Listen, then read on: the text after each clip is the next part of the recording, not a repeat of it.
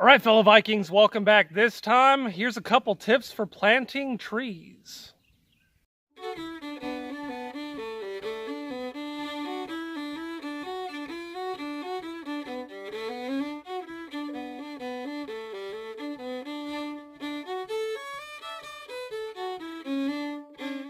Okay, so all of us want to have a successful yield when it comes to our fruit crops, right? This is our Arkansas black apple. Our Arkansas black apple is grafted. Here, let me show you.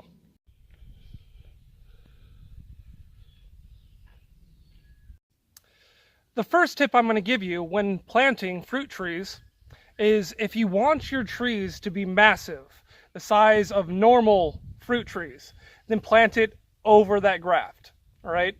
If you want them to stay small and cute, then don't. All right, you want it to be at least 3 inches below the graft point, all right, and you have to keep the soil off of that graft as much as possible, all right. That's tip number one, all right. Make sure that if you want a small fruit tree, you keep the soil underneath that graft point. It's extremely important, right? Here's why, all right. When grafting these trees, all right, they use a different species for rootstock, all right. This inhibits the growth hormones, all right, and it doesn't allow it to get as large as fast, okay? This will still eventually become that large tree. It's just going to take like 30 years and probably be dead by then, all right? Now, that being said, all right, if you want a full-size tree, all you got to do is cover that up, and it'll send out its original rootstock, plus having the rootstock of the graft on there, making it completely explode with growth, right? So that's tip number one.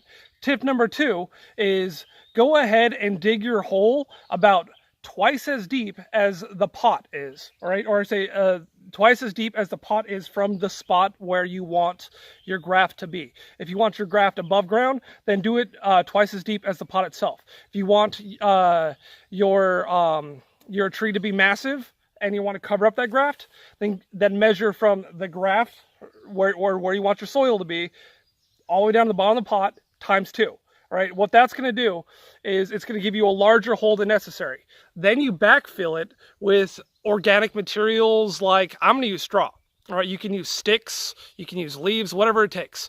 All right, now what that does is it allows for the root growth to expand out into that medium, all right, giving it lots of nutrients and allowing for better stabilization over time.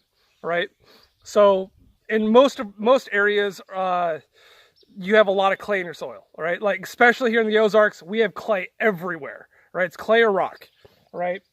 So, oh, let's fix that real quick. Hi, it's no longer blurry.